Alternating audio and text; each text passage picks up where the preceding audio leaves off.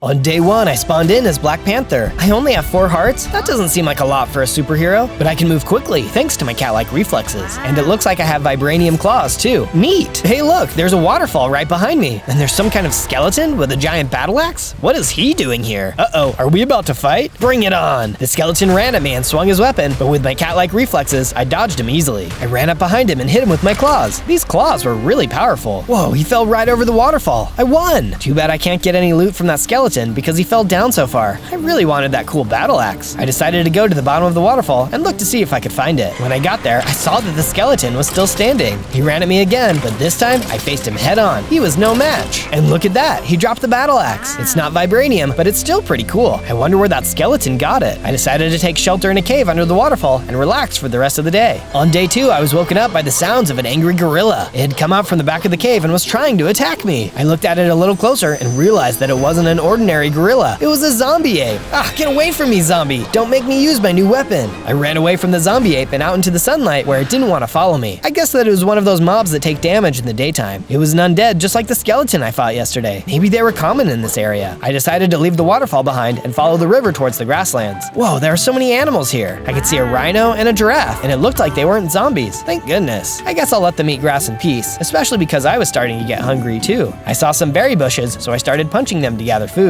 Once I got enough, I refilled my canteen in the river. Surviving would be a lot easier now, and if I got into a fight, I already had some pretty good weapons. Still, I thought it might be good to build a shelter in case the zombies came out at night. I used the battle axe I got from the skeleton to chop down trees. I soon had enough wood to make a small hut and bed. It was almost nighttime, so I went inside and went to sleep. When I woke up on day 3, I noticed that there was a tree outside that wasn't there yesterday. It was really big and looked ancient and magical. There was a glowing panther spirit sitting in the branches. I made my way over to the magic tree, and the panther spirit started talking to me. Zozo, this land needs your protection. Oh, it looked like I was going to get a superhero quest. I stood there and I listened closely. We are under attack by an undead warlord to the west of the grasslands. He is turning everything into zombies and skeletons. You must stop him. An undead warlord? That sounded scary, and he was probably really strong. I'd need a lot more than 4 hearts to take him on, but I couldn't just ignore a quest from the panther spirit. The people and animals needed my help too, and maybe there was a way to turn the animals that had already become zombies back to normal. Journey westward, and you will find his evil lair. I spent the rest of the day gathering supplies for my journey and practicing with my weapons on any mobs I could find. On days 4 to 5, I traveled from my hut in the grasslands all the way to the heart of the desert. According to the panther spirit, I was heading in the right direction to reach the overlord's lair. Before long, I saw a zombie boar wandering around in the sand. Oh no, looks like the overlord has already turned the animals in the desert into zombies. The zombie boar charged me, and I lost a bit of health. I had to protect myself, so I drew my battle axe and took a couple swings. I'm sorry, Mr. Boar. The fight was over in no time. I spotted an oasis nearby. I had been traveling for a long time, and night would be here soon. I didn't want to be caught outside if more zombies showed up, so I gathered some wood from the palm trees and set up camp. I had just finished my little oasis hut when a genie appeared out of thin air. I thought I was going to get 3 wishes at first, but then he spoke, and I knew he wasn't the nice kind of genie. Who dares come to my oasis without an invitation? I said I was sorry and that I just needed somewhere to spend the night, but the genie created a sandstorm, and suddenly the oasis was gone. He may not have granted me any wishes, but he had left an item behind in the sand. I went to pick it up, and it turned out to be a brand new pair of Roadrunner boots. Awesome, now my movement over the sand will be twice as fast. On days 6 to 8, I was still in the desert when I saw a gigantic archway made of bones. There was a skeleton warrior underneath it, and he was carrying an obsidian shield and spear. It didn't look like he was going to let me pass without a fight. I put my battle axe away and got my Vibranium claws ready. You cannot go any further. I am the Skull Guardian, and you can't beat me.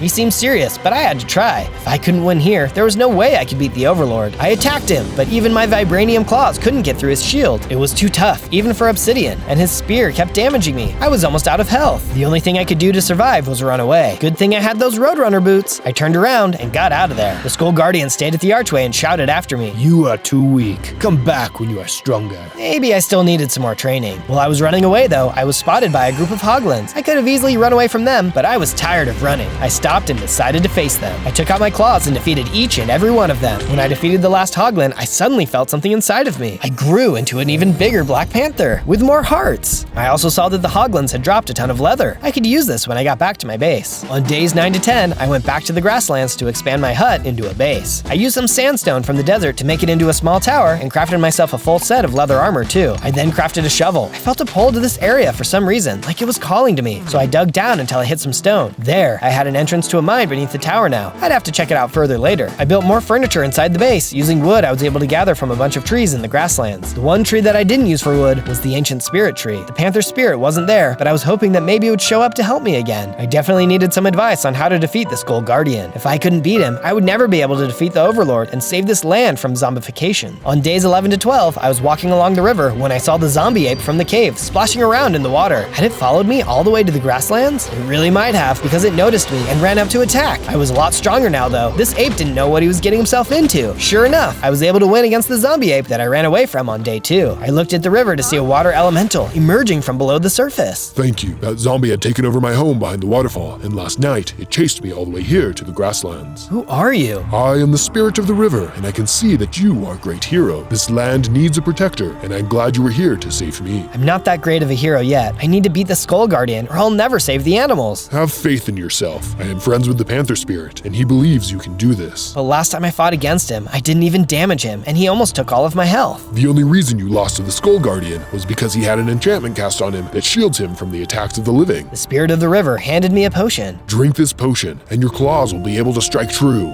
That should make it a fair fight. I said thank you to the spirit. If so many beings were counting on me, I couldn't give up. On days 13 to 15, I decided to check out my mine again, but first, I needed to grab my pickaxe. I still felt something drawing me to dig deeper, so I started digging down. Whoa, what's that? It was a strange material. Vibranium! Turns out, there was a lot of it just below the surface. This land must be rich in it or something. Either that, or I just discovered the only vibranium mine around. I gathered a bunch of it and went to my base to see what I could craft. It turned out, I could make a full set of vibranium armor and tools. Super! I have some serious armor now. My base is also looking way cooler. It's tricked out with vibranium walls and minecart rails. I kept the ancient tree protected in its own little courtyard and made sure to give it plenty of water. I also remembered to plant trees around the grasslands so that I get more wood in the future. On day 16 to 19, I was making my way back through the desert when I ran into a group of husks, and it looked like they wanted to meet the Black Panther up close and personal. The husks attacked me, but I fought back, clawing away at them. Take that, you dried out no good zombie, and here's one for you, you wannabe mummy. Before I knew it, I had beaten the whole group, but then I heard something and turned around. There was one more husk, and this one was way bigger than the others. That's a huge husk. I wasn't scared though, and I rushed right in to face him. The huge husk hit a lot harder than his little brothers, but his skin was just as soft as theirs, and before long, he was down for the count too. You know, I was glad those husks attacked me though. It was good practice for my claws, since I knew I'd be facing the Skull Guardian soon. On days 20 to 22, I reached the archway where the Skull Guardian was waiting and challenged him to a fight. So, you think you can beat me this time? Sure I can. Watch this! I drank the potion that the water elemental gave me, and now my attacks could actually damage him. I still had to keep my guard up and dodge a spear attack, but even his shield couldn't stop my vibranium claws this time. After several hits, he finally went down and dropped a skeleton key. A skeleton key? Was this thing made from the skull of the guy I had just defeated? Gross. This would probably come in handy later though, so I made sure to take it with me. My journey continued on, and soon I made it out of the desert to a wasteland. I'd have time to explore it soon, but for now, I decided to get back to my base, but not in the way you might be thinking. On days 23 to 26, I decided I didn't want to have to cross through the desert again in case I ever wanted to come back here, so I decided to build a massive tunnel back to my base. I dug down a little ways and then started tunneling in the direction of my base, placing torches as I went. It took a long time, but eventually I got to where I thought my base should be and tunneled up out of the ground. I popped up right in front of my base. How's that for good luck? When I got to the door of my base though, I saw there was a package waiting for me with a note attached to it. This must be from the water elemental. I could tell because it was all wet. The note read, Dear Zozo, you're doing great. I knew you could defeat the Skull Guardian. Included are some potions that should make your journey easier. P.S. If you're liking the video, make sure you search for other Zozo videos at ZOZO to see more adventures he's been on. Yep, definitely weird, but when I opened the package, I saw it was full of experience potions. Nice! I drank the potions and felt myself starting to change. I grew bigger and had more hearts too.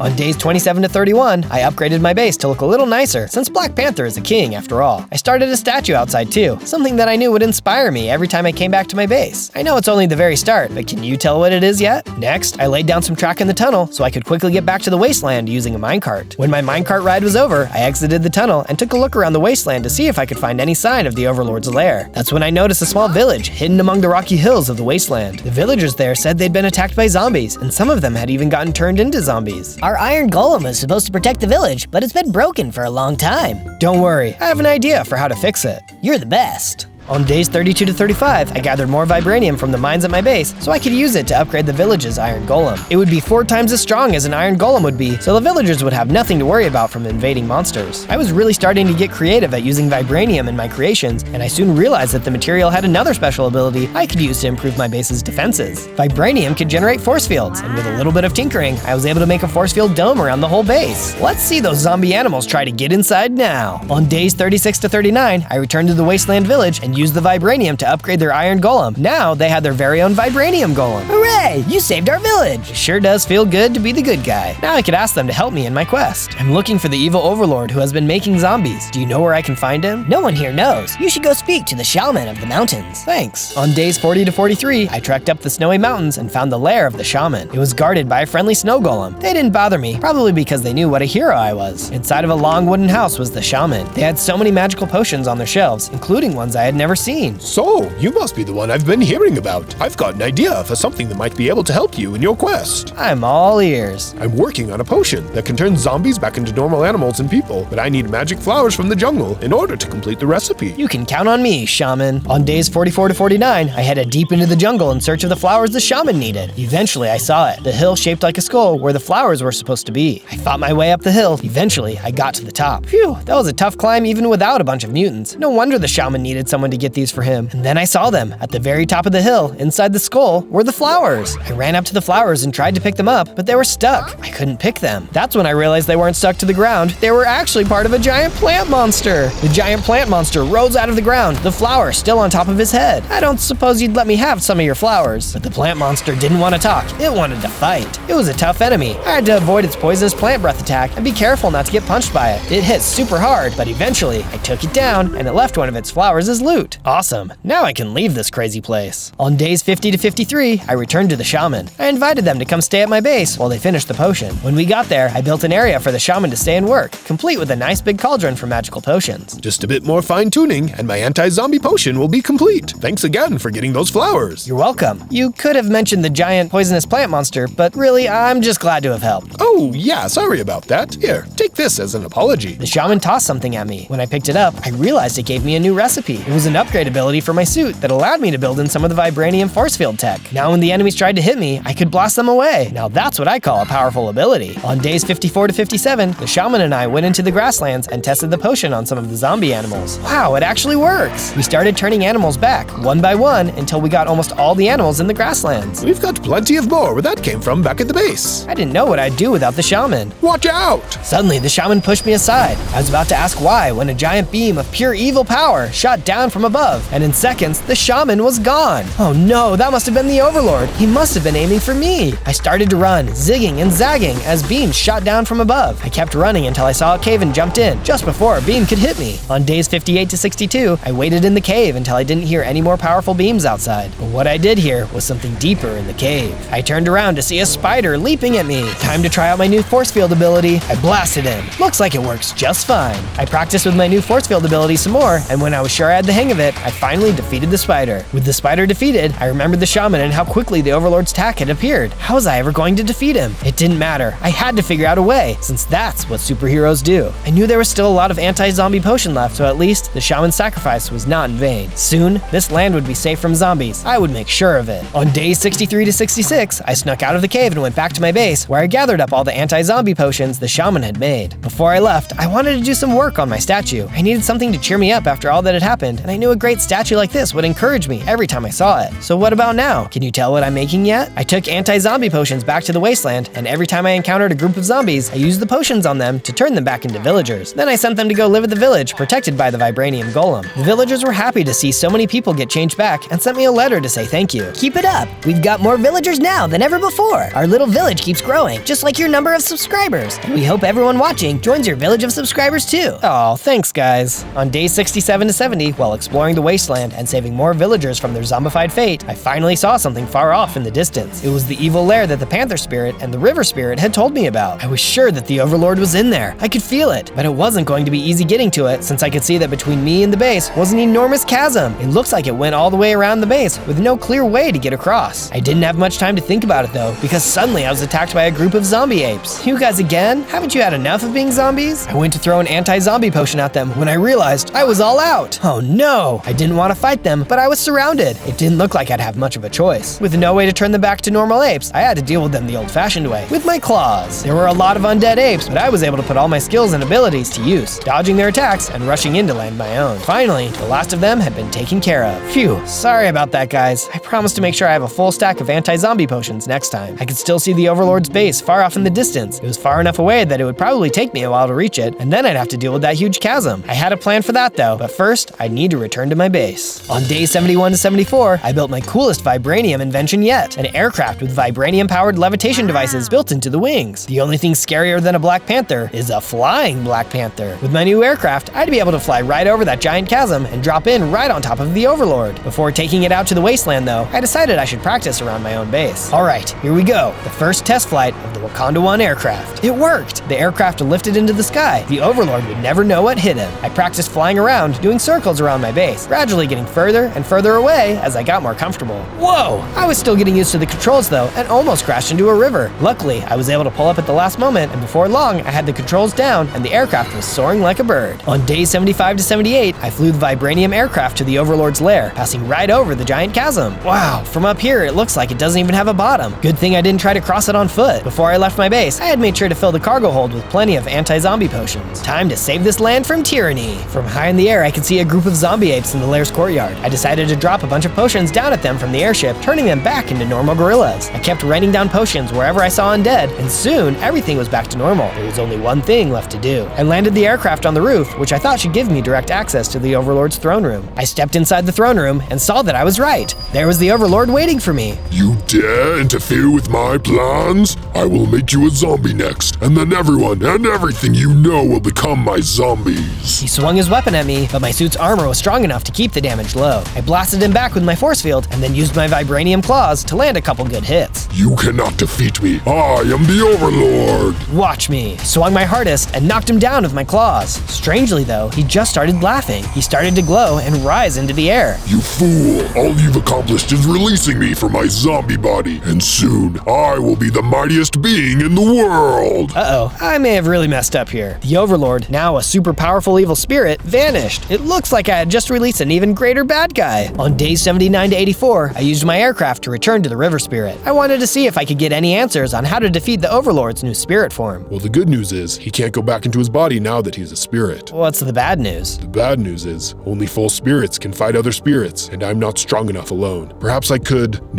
No, it's impossible. What? What's your idea? Well, there is one thing that might work. I'm able to impart some of my river powers on others, but it's far too dangerous. You're not nearly strong enough to survive it. But if I was able to handle you giving me some of your river powers, could that turn the tide? Maybe, but you'll need to become much stronger both in body and mind if you want to withstand my powers. I had to stop the Overlord, and this seemed like the only way, so there was only one thing for me to do: get stronger. It was time to start training. On days 85 to 89, I returned to my base and built some new areas where I could start training my body and mind. For physical strength, I built a dojo near the Panther Spirit's tree, complete with dummies that I could practice my attacks on. I had an even better idea for how to make my mind stronger, but to make it a reality first, I had to finish my statue. I completed my statue and stood back to look at it. I thought it looked great and felt mentally stronger just from gazing at the powerful panther emerging from the mountain. But it still needed one more thing. I decided to build a meditation spot right under its mouth, somewhere that I could focus and strengthen my mind. After training both in body and mind, I returned to the River Spirit, but he quickly sent me away, telling me I wasn't nearly strong enough yet. I returned to my base again to train, and this time the Panther Spirit himself appeared in my dojo. He told me that he'd trained with me so I could get better at fighting even quicker. I had an idea for how to improve my meditation training too. I went back to the statue and made it so that the water would pour out of its mouth, creating a waterfall. I then built an area right where the water hit the ground where I could sit in the rushing water and meditate, learning how to focus even with powerful forces raging all around me. As I sat in the rushing water, thinking about my fighting training, I suddenly felt myself start to change. I grew in size and gained more hearts. Surely now I must be strong enough to handle the River Spirit's power. I returned to the river and met with the spirit again. This time, there was no doubt. You're ready now. I will give you my powers. The River Spirit combined with mine, and I felt his power within me. I felt stronger, like my attacks would do more damage since they were infused with water power. And I now had the ability to create water anywhere too. Look out, evil spirit. A hero is on his way to take you down. On days 90 to 94, I returned to my base to get my aircraft when a wasteland villager suddenly appeared. He told me that the evil spirit had sent an army of zombie piglins to invade their village, and they needed help. I hopped into my aircraft and flew to the village as fast as I could. When I got there, I saw that the villager was right. There were zombie piglins everywhere. The village was on fire, and villagers were trying to escape. The Vibranium golem was fighting off as many piglins as he could, but there were simply too many for him to handle alone. I fought what seemed like 100 little oinkers, using my new water ability to blast them. Eventually, we beat the last one, but the village had been almost completely destroyed. Villagers who had escaped were badly shaken and afraid. My base was big enough now that I was able to invite all the surviving villagers to stay there permanently. All of the villagers agreed to come, even the Vibranium golem. On days 95 to 97, I took the villagers down to my train tunnel and built even more minecarts for them to start going to my base. I flew my aircraft back to the base so I could get it ready for them. I built enough houses for everyone in the same style as their village, and even built farms that looked exactly like their old home. The Vibranium golem seemed happy too. He agreed to keep patrolling the new area and defend the villagers if any threats appeared. Just as I was finishing up the last house, I heard the voice of the panther spirit calling to me. I went back to his ancient tree once again. The evil spirit is waiting for you at the end of the river. It knows you teamed up with the river and thinks if it can destroy the river, it can destroy you too. Don't worry, I've got this. Together, the river and I are invincible. Go to the river delta, where the river meets the sea, and there you shall find the evil spirit. But before I left, he told me that there was one more thing he could do to help me. The panther spirit leapt towards me and absorbed into my body. I felt myself start to change, and I suddenly grew into a huge, superpowered Black Panther. I had a ton of hearts and felt more powerful than ever. Now, filled with the power of both the river and the panther, I embarked on what I hoped would be the quest that saved this land for good. On day 98, I was making my way downriver towards the ocean when I saw the shaman appear in front of me in ghostly form. Hello there. Shaman, you're a spirit now too. Yes, before that ray of evil could kill me, I used my magic to become a spirit. I've been watching your progress, and you've been doing an amazing job. I think you could use some help, though. I'll take any help I can get. What I could really use now is some moral support. I can definitely give you that, but it would be even more powerful if everyone watching the video did too, by giving a like and subscribing. The more likes and sub you have, the stronger you'll be when you face the evil spirit. Wow, thanks, Shaman. I hope everyone likes and subscribes so that I'll be really powerful. And if you like the video, make sure to type Zozo, Z-O-Z-O, in the search bar to see my other adventures. There's a whole bunch of them. I will do that. Well, I didn't think you had YouTube, but okay, cool. On day 99, I made it to the river delta. A vast ocean stretched out into the horizon before me. Come out, evil spirit, it's me, and I've got the river spirit to help me. I used my spirit powers to walk on the water, and soon I was standing in the middle of this great sea. A dark shadow rose up from below, breaking through the surface of the water. It was the evil spirit.